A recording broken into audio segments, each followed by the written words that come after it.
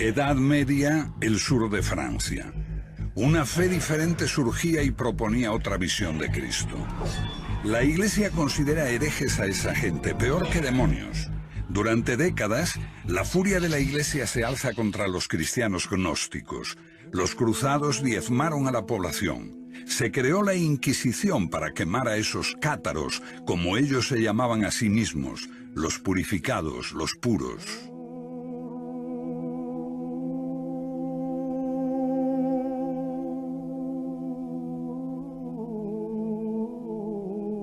Después de muchos siglos, la gente empieza a recordar a esos cátaros y visita los lugares donde fueron martirizados. Los cátaros no fueron precursores de la Reforma. No eran una herejía de la fe católica. La suya fue una fe diferente y se remonta a los primeros tiempos del cristianismo, o incluso antes, cuando la gente veía el mundo como un reino de sombras, de espaldas a la realidad, a la verdad auténtica. Un hombre atado, incapaz de moverse, creyendo que las sombras que ve en la pared son la realidad. Sombras proyectadas por el mundo divino que está detrás de él. Mira, hombre. Es así como el filósofo griego Platón describía al hombre. Los iniciados en las religiones mistéricas creían que podían liberarse de las ataduras y hallar la gnosis, el conocimiento, en su corazón. Un conocimiento secreto que transforma al hombre y lo hace consciente de la verdad, del mundo espiritual. Son los gnósticos. Los estudiosos creen que esa búsqueda también caracterizó al cristianismo primitivo, antes de que se escribieran nuestros evangelios. Hay ecos de eso en las palabras de Pablo, que habla de buscar a Cristo dentro de uno mismo, y también en otros documentos hallados hace casi 60 años en Nag Hammadi, Egipto. Los libros de Nag Hammadi son más importantes que los manuscritos del Mar Muerto, porque arrojan una nueva luz sobre el cristianismo, Jesús y Dios.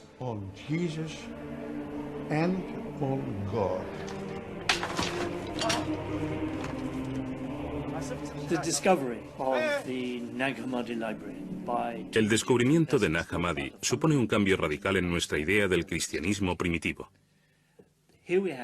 Tenemos aquí 52 manuscritos que nos hablan del primer cristianismo. Estaban asociados posiblemente a un monasterio cristiano egipcio. Estos libros se enterraron en el siglo IV para evitar su destrucción.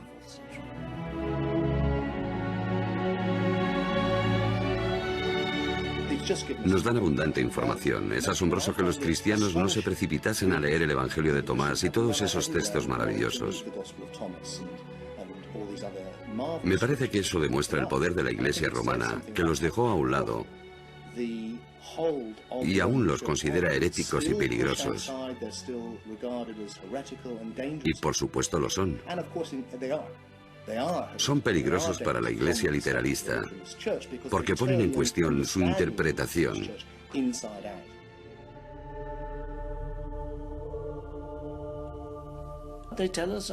Nos hablan de las diversas formas en que la gente creía que se podía hallar la salvación.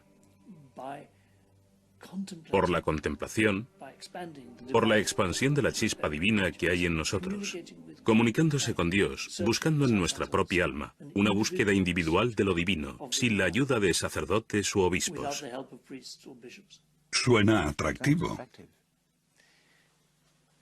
El gnosticismo es atractivo, sobre todo para la mente moderna, porque promueve una religión para el individuo, no para la Iglesia. Creo que es lo que los humanos han buscado siempre, hallar la divinidad por sí mismos. Pero esto es una simplificación, porque se trata de algo mucho más complejo. En cierto modo, es como tomar un baño de espuma y que entre jabón en los ojos. Enceguece a la vez que limpia.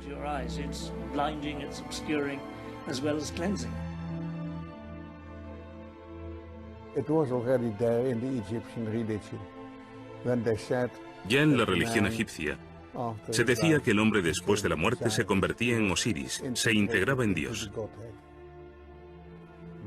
El hombre es un dios caído que recuerda el paraíso. Este es el concepto de todos los misterios de la antigüedad, de Isis, de Mitra, de Adonis.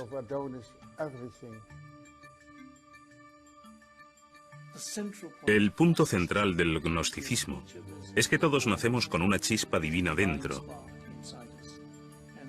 y que el deber de los creyentes es hallar esa chispa y expandirla, tomar contacto con Dios mirando en nuestro interior. La gnosis. Gnosis significa autoconocimiento. ¿Qué es autoconocimiento? ¿Éxtasis? ¿Psicoanálisis? ¿Qué es?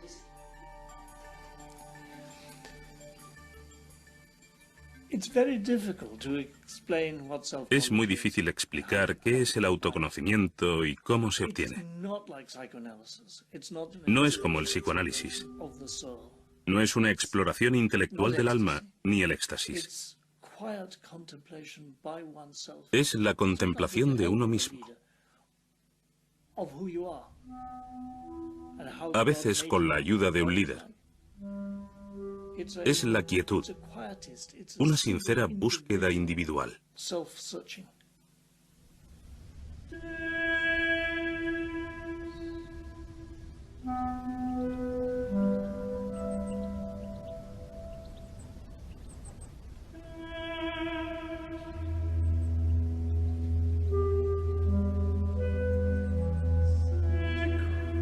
Creo que la idea básica que subyace en el gnosticismo es que estamos confundidos en nuestra idea sobre lo que es la vida y sobre quiénes somos. Adentrarnos en un entorno como este echa abajo nuestros esquemas. Estás cara a cara con el mayor de los misterios, la muerte. La idea de que dejarás de existir como forma física y te enfrentas con el misterio absoluto del que proviene todo, el misterio que somos, el misterio que es.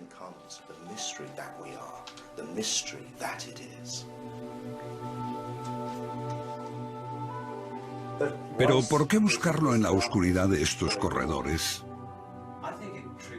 Creo que estimula la experiencia mística con la emoción de la oscuridad y los ecos de las cámaras. Todo eso conduce a un estado místico.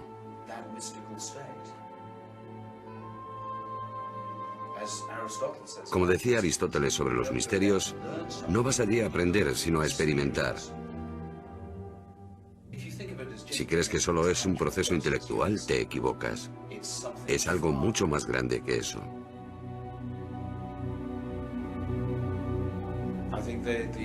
Creo que los antiguos habían comprendido que puedes aprender mucho, pero no tener un real conocimiento de ti mismo.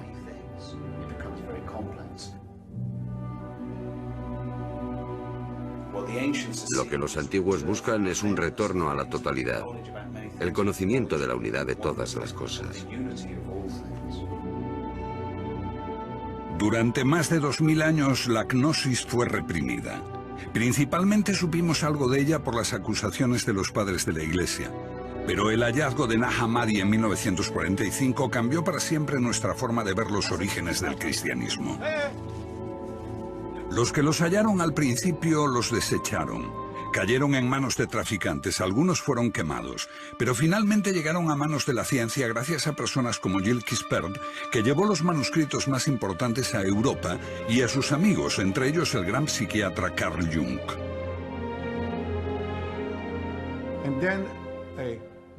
Entonces me fui a Egipto, a El Cairo. Y en esta sala negocié con el director de esta institución Y descubrí que esos códices no serían publicados si este Códex de Jung no volvía al Museo Copto de El Cairo. Ahora acumulan polvo en una pequeña sala, abiertos quizá una vez cada 10 años y solo en presencia de un funcionario del museo, la policía secreta y un juez. Kispel es bien recibido. Todos los manuscritos de Nag Hammadi se publicaron cuando devolvió el más preciado, el Evangelio de Tomás, con las palabras de Jesús.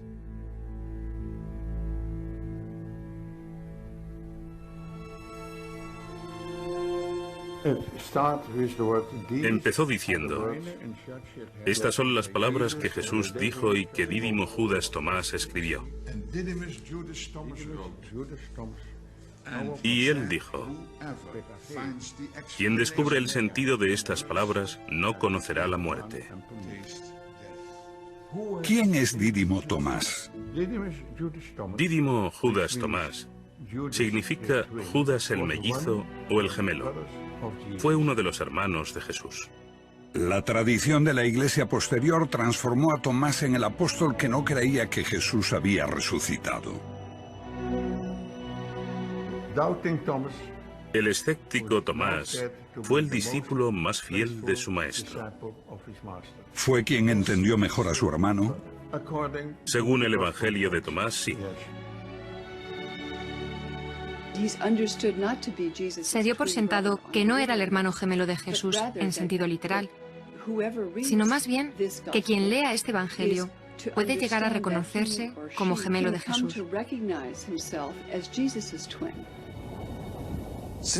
Dado que se ha dicho que eres mi gemelo y auténtico compañero, examínate a ti mismo.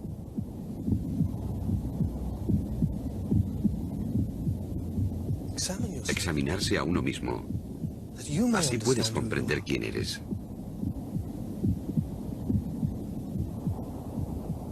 Y serás llamado, porque el que no se conoce a sí mismo nada sabe. Pero el que se conoce llega simultáneamente a la profundidad de todo. Lo que tienes dentro te salvará. You have within you will save you if you bring it forth from yourselves. Creo que Tomás se interpreta simbólicamente, que todo el que viene a ver a Jesús viene a verse a sí mismo como el gemelo de Jesús, el que es creado a imagen de Dios, como Él lo fue. ¿Qué dice el Evangelio de Tomás? Bueno, el Evangelio de Tomás es una colección de dichos que prometen revelar algo. Lo que el oído no puede oír, lo que el ojo no puede ver, lo que ninguna mano ha tocado y lo que nunca se le ocurrió a ninguna mente humana. Bueno, eso eres tú. Tú eres lo que no puedes oír ni ver, tu esencia, el conocimiento mismo. Y creo que esta es la clave si quieres entender qué es el cristianismo y qué es el paganismo. Un viaje de autoconocimiento. Este era el gran precepto que el dios Apolo dio a los paganos en el oráculo de Delfos.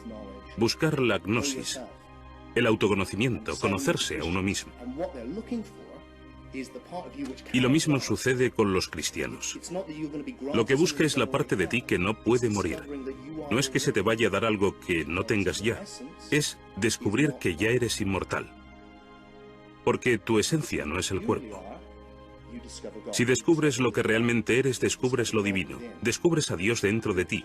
Parece ser un cuerpo, pero eres conciencia. Y esa conciencia da testimonio del nacimiento, de la muerte, porque todos los gnósticos, incluidos los gnósticos cristianos, creían en la reencarnación, y este proceso era un poco como despertar e irse a dormir. Estabas en un ciclo de cuerpos diferentes, yendo y viniendo, pero no eras el cuerpo. Eras conciencia que da testimonio de esto, de modo que jamás naciste y posiblemente no podrás morir. Todas las cosas separadas son expresión de una misma cosa. Así, todos los seres humanos son imágenes. Ellos usan la palabra eidolon, de un demonio o espíritu. ¿Un reflejo de lo divino? No tanto un reflejo, sino la forma en que lo divino se hace consciente de sí mismo. Para el Padre, ellos emplean el término la deslumbrante oscuridad. ¿Te imaginas la luz sin nada que reflejar? Es lo oscuro. Entonces, la luz en sí misma es oscura. Y usan el término brillante oscuridad. Potencialidad pura, solo luz. Solo conciencia, sin nada de lo que ser conscientes. Cuando eso crea algo por sí mismo para ser consciente, o como la luz algo para reflejar, el universo cobra existencia. Esta conciencia de Dios se expresa a sí misma en todos los seres. Así que todos nosotros somos imágenes o eidolons de la conciencia universal que es todo, que es Dios. El mito cristiano tal como lo conocemos marca un profundo abismo entre el hombre y Dios. Dios es Dios, nosotros simples mortales.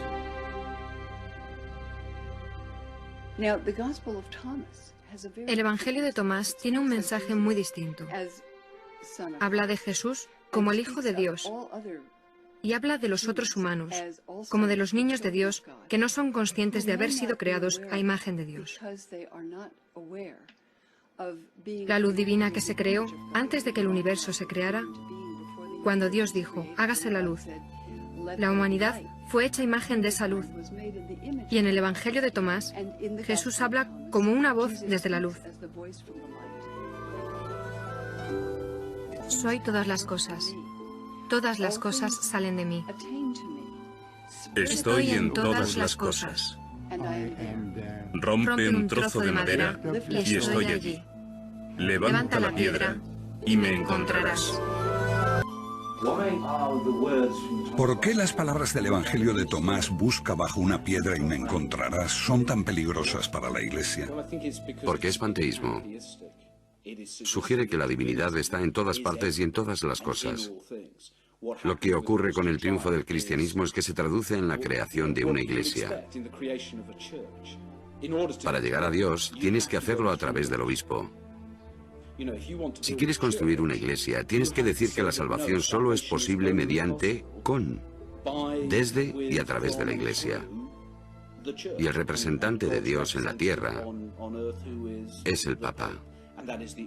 Esa es la única vía, mientras que para los agnósticos se trata solo de ti, tú puedes hacerlo. Esa fue la revelación de la gnosis, que tu esencia es inmortal. No tenías que ganártelo siendo un buen chico, obedeciendo las normas. Por eso los gnósticos son bastante anarquistas, son librepensadores, libertinos, no obedecen reglas. Y por supuesto, su gran héroe Jesús es descrito en sus relatos como un libertino que se relaciona con prostitutas y gente poco respetable. Él rompe las normas, no respeta el sábado y ataca a las autoridades religiosas. Es un clásico carácter gnóstico. Ellos eran así. Porque para ellos no hay que obedecer las reglas. Para ellos se trata de descubrirse a sí mismos, lo que eres de verdad. En el Evangelio de Tomás el mensaje es más importante que el mensajero.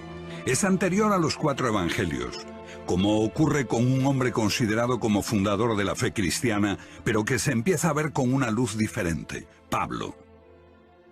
Pablo es gnóstico, habla del Cristo interior. Habla de la inmortalidad, como las escuelas mistéricas, porque Pablo existe antes de la historia literal. Pablo es un personaje totalmente malinterpretado en la historia. En tiempos de Pablo, digamos, no hay división entre gnosticismo y literalismo, porque el literalismo no se había desarrollado aún. 2 generaciones después, los evangelios de la Biblia hablan en detalle de la vida de Jesús. El mensajero se hace más importante que el mensaje, y Jesús pasa a ser literalmente el Hijo de Dios. Pero antes de eso, Pablo, a pesar de posteriores adaptaciones e inserciones, nos habla todavía de Jesús como de un misterio, una metáfora, una voz interior.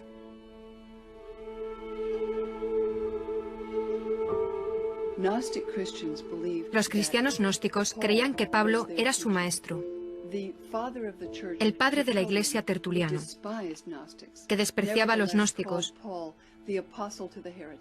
llamaba a Pablo el apóstol de los herejes, porque los herejes, pensaban, amaban a Pablo, citan a Pablo, apoyan a Pablo, porque su enseñanza es muy misteriosa y a veces muy profunda.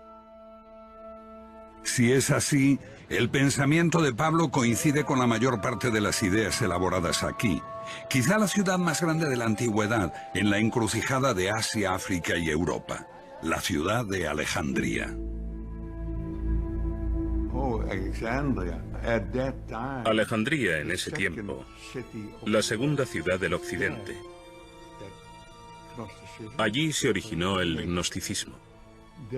Allí vivían los egipcios, los griegos, y había más judíos en Alejandría que en Judea y Galilea en aquella época.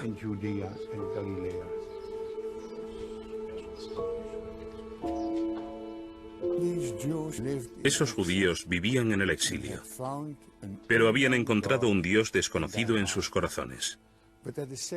Al mismo tiempo, no podían encontrar a ese mismo Dios en el mundo, porque el mundo estaba lleno de mal y sufrimiento. Y el buen Dios, el verdadero, lleno de misericordia, envió a Jesús para redimir a la humanidad de Yeldebaoth.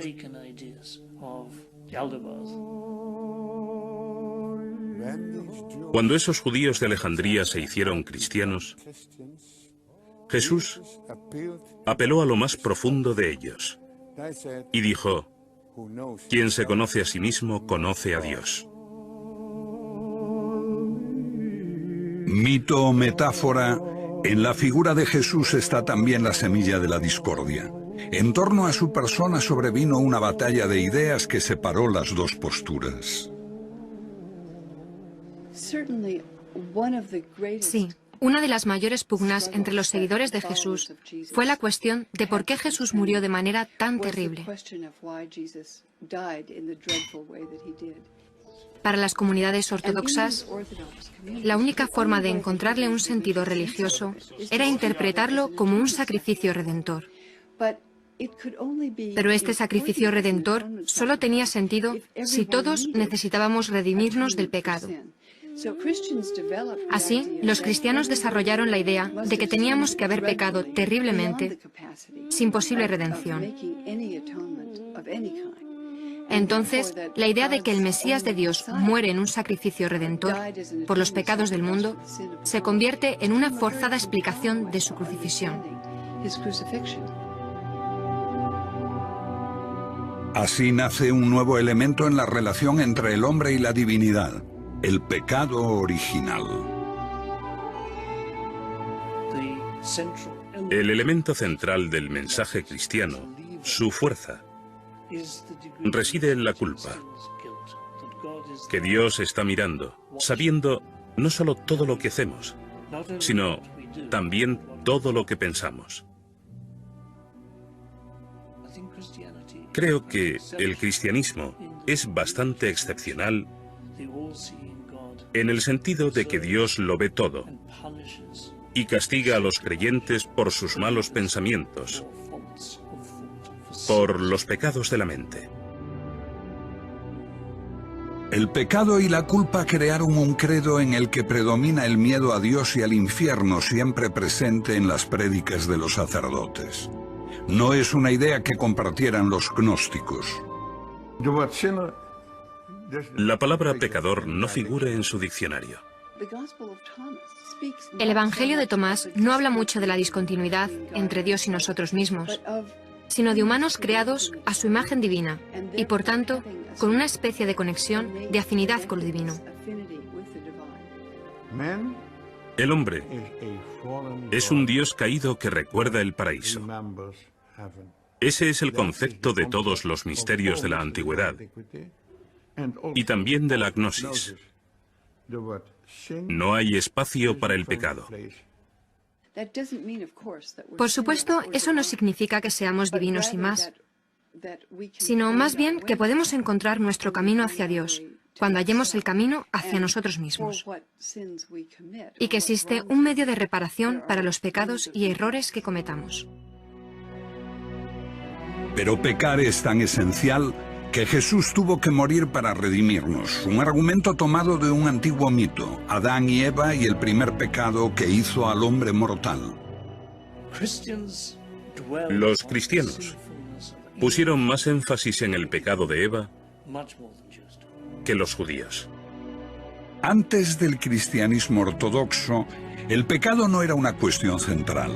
Los maestros judíos, paganos, gnósticos coincidían en que tenemos la capacidad de seguir o de desobedecer a Dios.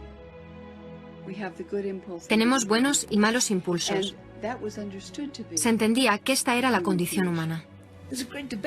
Existe un gran debate sobre esto, porque algunos cristianos creían que era absurdo, lo de comer una manzana.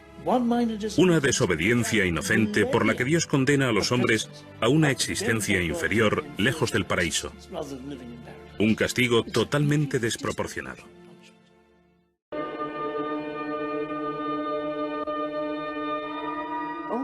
La idea cristiana de que el pecado es inherente a los humanos, la idea del pecado original, la desarrolla especialmente San Agustín en el siglo IV y se canoniza como enseñanza ortodoxa cristiana a partir del siglo IV.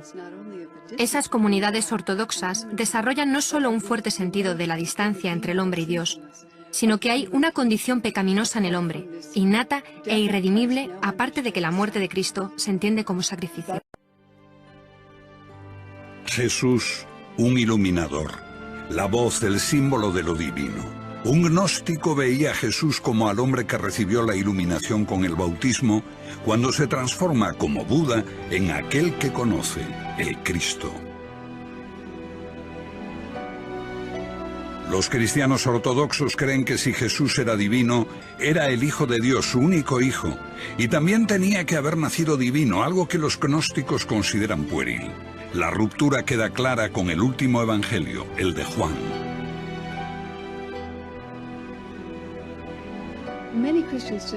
Muchos cristianos pensarán hoy, desde luego, el cristianismo dice que Jesús es el Hijo de Dios.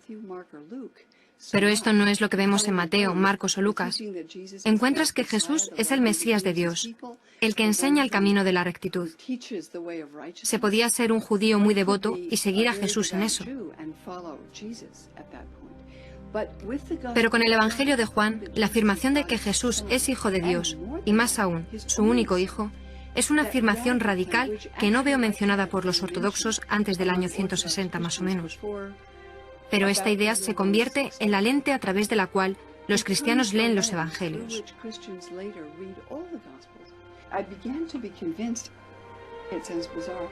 Empecé a convencerme, aunque parece raro, de que el Evangelio de Juan se escribió para contradecir esta otra opinión, y cambia la interpretación del mensaje cristiano de forma total. Jesús, el único Hijo de Dios, pero para los gnósticos era una metáfora, un símbolo de lo divino que reside oculto en todos nosotros. En ese sentido, todos somos hijos de Dios. Todos somos hijos de Dios, si descubrimos nuestra verdadera identidad. Si no, nos hallamos en estado de muerte. Esto es fascinante, creo. Estamos muertos. Para los gnósticos y los místicos, este es el otro mundo en el que estamos muertos en espíritu, porque creemos que somos el cuerpo y no es así. Somos Dios, si acaso. Somos la única conciencia del universo. Nos confundimos a nosotros mismos por esos cuerpos individuales y todos los problemas que causan. Lo que necesitamos es resucitar. Y la historia completa es así. Necesitamos morir por la identidad del cuerpo, que es el centro de la cuestión. Y necesitamos resucitar a nuestra verdadera identidad, que es el Hijo de Dios, que es el Cristo, la conciencia del Padre. Entonces todos somos Cristo, y todos necesitamos resucitar, y cuando lo hagamos el Cristo resucitará. En ese sentido, el mito, la historia completa de la crucifixión de Cristo y la resurrección, ¿es un modelo para todos y cada uno de nosotros? Sí, precisamente. Es un modelo que se encarna en la iniciación. Con los literalistas cristianos esto pronto se convierte más bien en una idea macabra. que al final de los tiempos resucitarás con tu cuerpo y serás de nuevo un cuerpo físico. Porque es lo que creen que le pasó a Jesús. Vino en cuerpo físico y murió literalmente, y eso es exactamente lo que te pasará a ti, o al menos te pasará si comprendiste el mensaje cristiano. Los gnósticos, desde luego, dicen todo lo contrario. Si no comprendes el mensaje, regresarás en un cuerpo por la reencarnación. Si lo comprendes, te darás cuenta de que no eres un cuerpo, que eres el Cristo, uno con Dios, y no será ya necesario este ciclo de reencarnaciones. Casi una fe diferente, un enfoque opuesto. ¿Cuál fue primero? ¿Cuál fue el origen? Tenemos al literalista cristiano Policarpo, y unas décadas después, a mediados del siglo II, tenemos a Tertuliano, diciendo que los seguidores de los gnósticos llenan el universo. Así te haces la idea de que esta iglesia literalista existía desde los apóstoles y que los gnósticos fueron una desviación muy posterior. Lo que estamos sugiriendo es que en realidad es totalmente al revés. Los gnósticos se propagaron en el siglo I y II y fueron machacados por una iglesia literalista que entonces comenzaba su andadura. La ortodoxia, como la conocemos, surgió después del gnosticismo y en gran medida fue una reacción al mismo. El cristianismo se define por aquello que se le opone. Por oposición al gnosticismo, gradualmente fue defendiendo sus propios términos. A partir de una gran variedad de evangelios y unas 7 u 8 generaciones después de Jesús, los padres de la primera iglesia ortodoxa empezaron a escoger unos pocos textos que conformarían el Nuevo Testamento y definirían el credo. Creo que la amenaza de persecución obligó a los líderes cristianos a buscar unas enseñanzas básicas en las que todos estuviesen de acuerdo.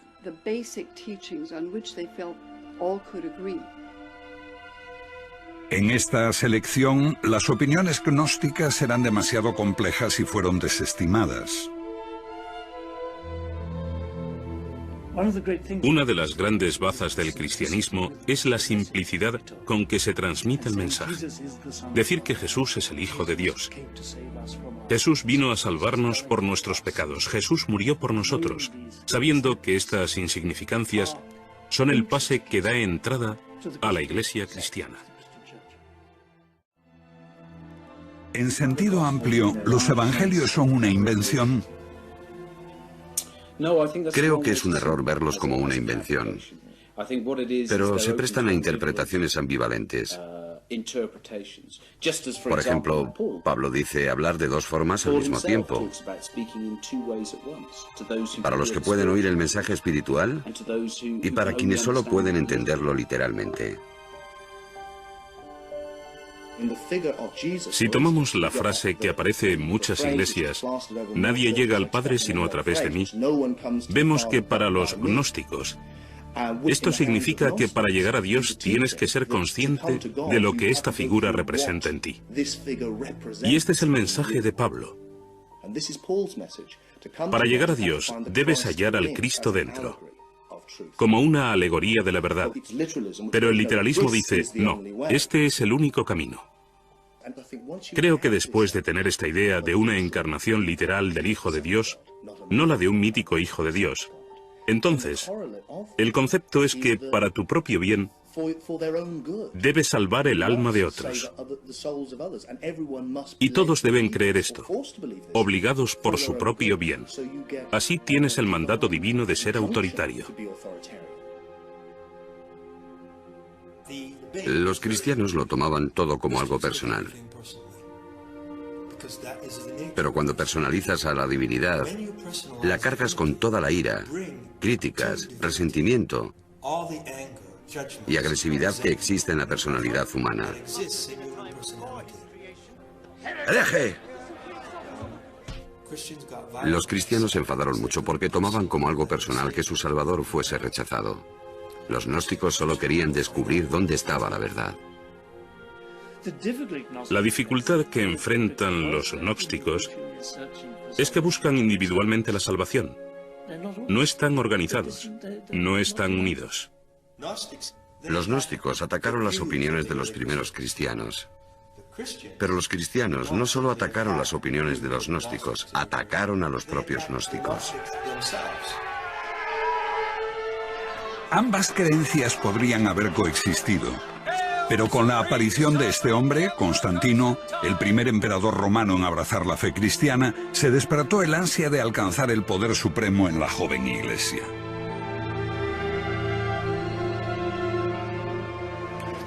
La historia dice que Constantino tuvo una visión, un sueño, donde veía la señal de la cruz en el cielo, y se convenció de que si se hacía cristiano y utilizaba este emblema, ganaría la batalla contra su rival pagano.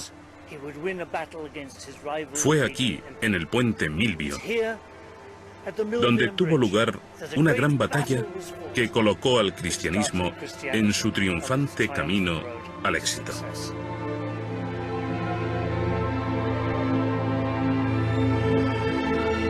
En el Concilio de Nicea, año 324, Constantino establece todas las diferencias respecto al credo. Compañeros ministros, creemos en un Señor, Jesucristo, el Hijo de Dios, un Dios de Dios. 3 siglos después de su muerte, Jesús es proclamado Hijo de Dios por decreto imperial, y se prohíbe cualquier otra opinión.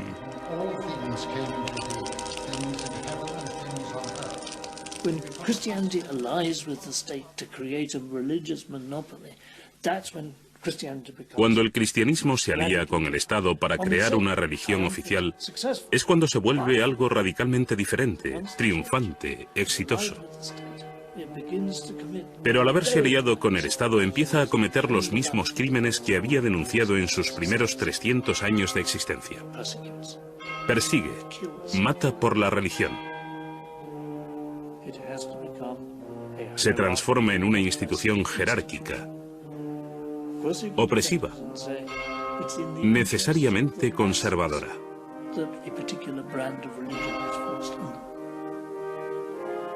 But it's not my fantasy, my imagination of how religion best proceeds. Es interesante Constantino.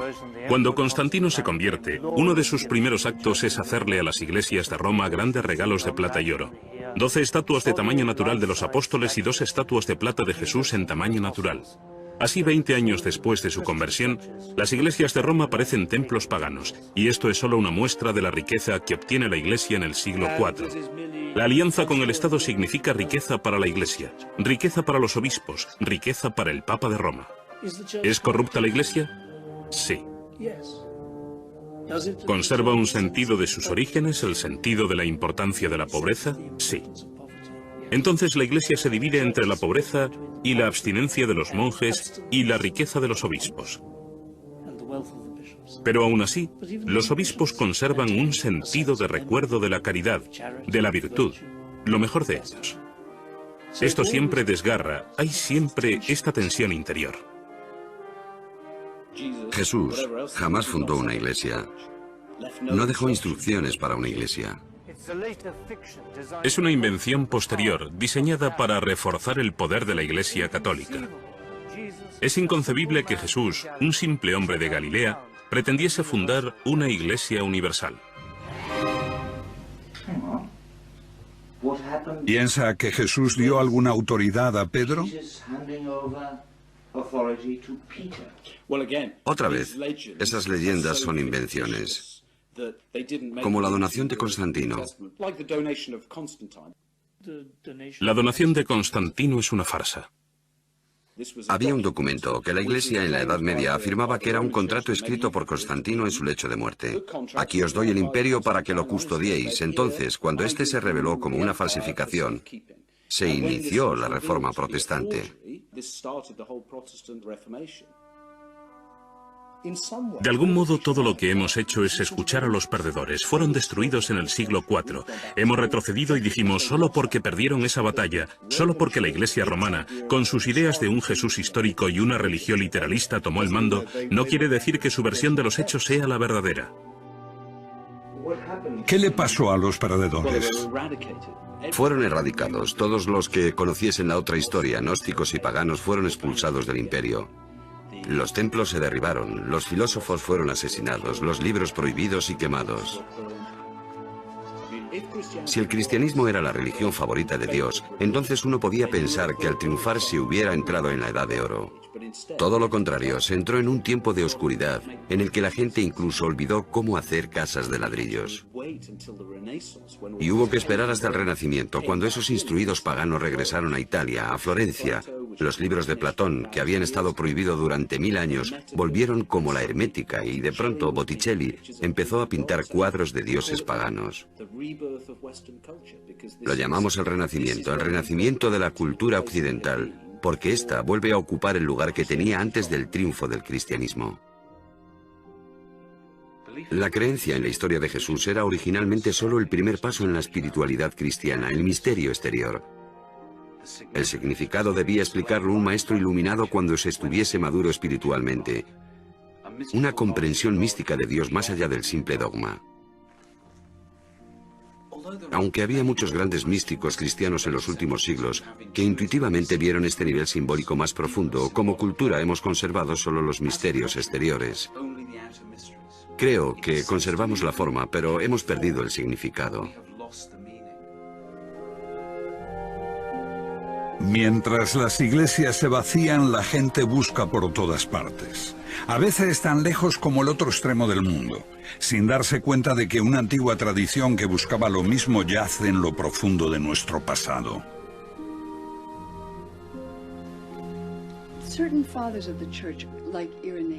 Ciertos padres de la Iglesia, como Irineo, en sus famosos 5 volúmenes contra los herejes, dice que comúnmente son considerados cristianos, pero que no lo son herejes. Y tienen características especiales. Primero de todo, aman leer e interpretar las Escrituras. Segundo, buscan guiándose por su propia intuición.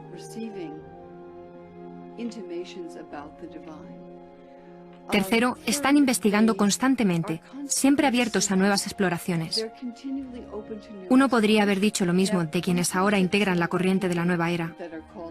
Indudablemente, se espera que los filósofos investiguen e indaguen. Preguntando, uno encuentra una tradición desarraigada, interrumpida por muchos siglos, complicada, a veces confusa. Todo esto parece un poco difícil de entender para un hombre moderno. Querido amigo, no hay atajos a la gnosis y ningún nirvana instantáneo. Me hizo reír con esto el anciano caballero, porque tiene razón, por supuesto.